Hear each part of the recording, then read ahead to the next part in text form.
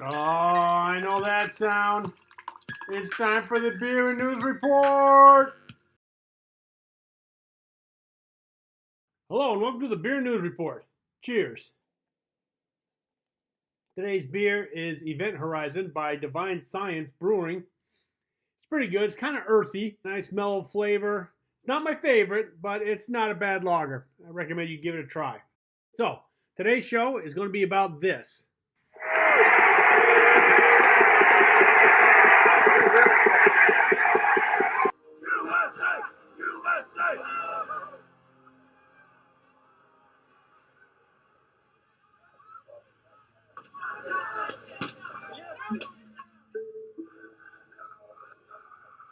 Domestic terrorists. Domestic terrorists. What do you think it's going to talk about, right? Cheers. Domestic terrorism. I think we all have a good idea of what that is after the ransacking of the U.S. Capitol building. The press went wild, and me personally, I was glued to the TV. I had to watch the national news. While we don't have an accurate number, I think it's safe to say that probably about 100, maybe hundreds of people attacked the U.S. Capitol. Now, would we consider all these people domestic terrorists? Well, let's first define what a domestic terrorist is. Under Section 802 of the Patriot Act, a person may be deemed to have engaged in domestic terrorism if they commit any act dangerous to human life that violates the criminal laws of the state or of the United States if the act appears to be intended to intimidate or coerce a civilian population, influence the policy of the government by intimidation or coercion, affect the conduct of the government by mass destruction, assassination, or kidnapping. In addition, the act must occur primarily within the territorial jurisdiction of the United States. Otherwise, the act may be treated as international terrorism. Whoa, that's a pretty broad definition. Cheers. These people, according to this definition, qualify as domestic terrorists. But would I call them domestic terrorists? Well, some of them, yeah, but most of them, no. From the pictures and videos I saw, most of them look like kids with cell phones trying to capture a clip that's going to make their YouTube channel go viral. Right? Like I'm doing with this show. They're trying to make a buck by being where the action is. Now, do I think they should go free? Hell no. They broke the law, so they should be punished. I just don't think that they're domestic terrorists. For example, this idiot who broke into the Speaker of the House, Nancy Pelosi's office, sat in her chair, put his feet on her desk, and then he took an envelope on her desk and left a quarter to pay for it.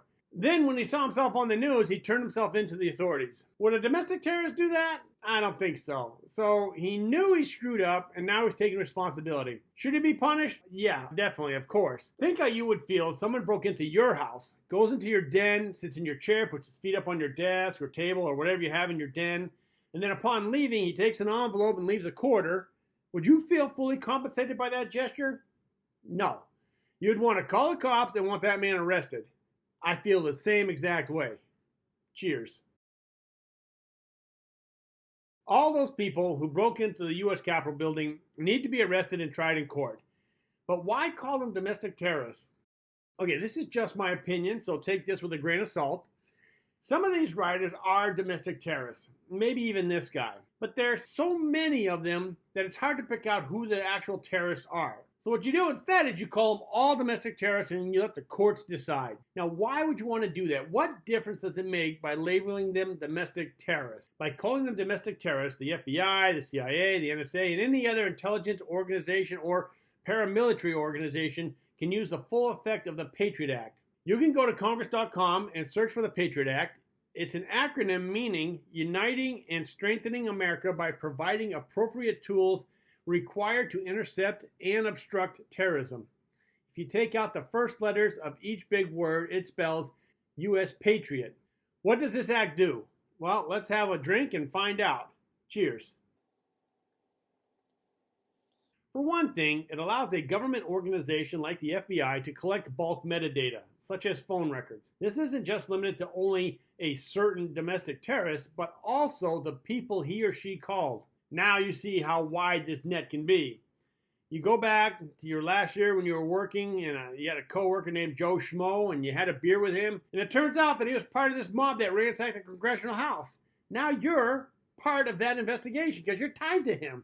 Now, one thing they can do is called unidentified roving wiretaps. Under Section 206 of the Patriot Act, it's usually the NSA, but the FBI can do it too. They can go to the FISA court and get permission to wiretap any communication device of a suspect. Now, FISA stands for Foreign Intelligence Surveillance Court. These courts are not accessible to the public, so no one knows who's being spied on. A roving wiretap, in this case, is when the suspect is using a burner phone and then he throws it away after the call is made. Now, the NSA could continue a wiretap on the new burner phone without having to get a new warrant. You think that's crazy? Have you heard of sneak and peek searches? Sneak and peek searches allows the federal government to enter your house when you're not home and search through your property and take pictures. If they see something suspicious, they can seize it, and they don't have to tell you until later. Another tricky one is an NSL, which stands for National Security Letter, and it is an administrative subpoena issued by the U.S. government to gather information for national security reasons.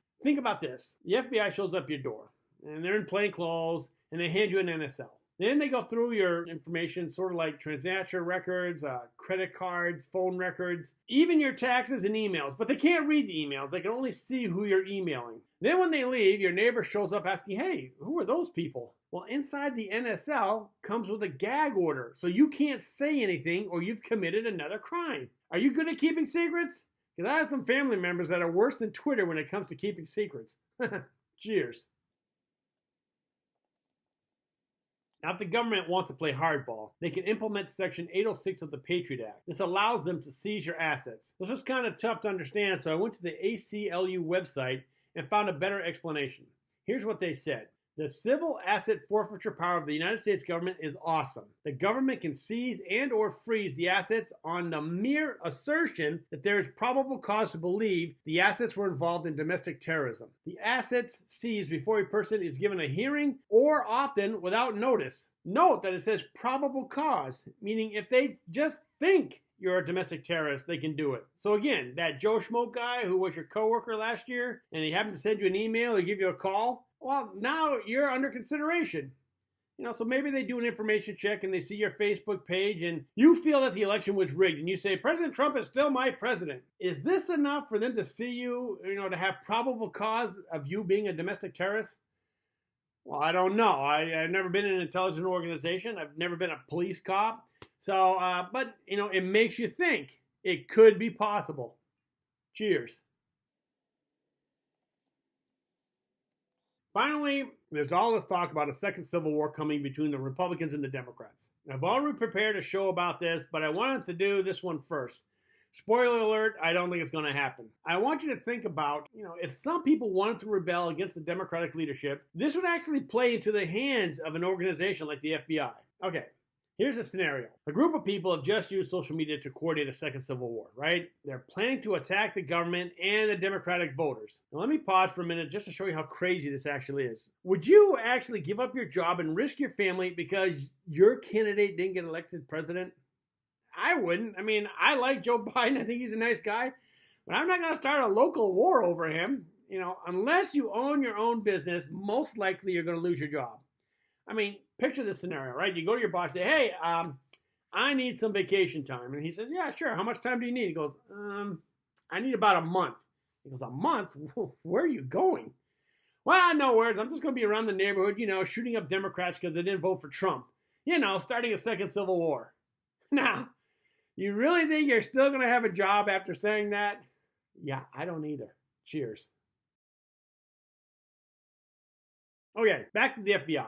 In the Second Civil War. Due to the Patriot Act, this whole group and their friends are under surveillance. Once they have enough information, they go in, they arrest you and the group, they seize all your assets and leave. So now maybe, they leave your wife and kids at home, but they have nothing, right? They took all your money because that was an asset. That's how you were funding this war. They took your car because that's how you were getting the people to the war zone. Now, to be clear, we should take a broad view of what could happen. If some group was going to start the second civil war, they're going up against the FBI, the NSA, the CIA, Congress, the judicial branch, even the U.S. military.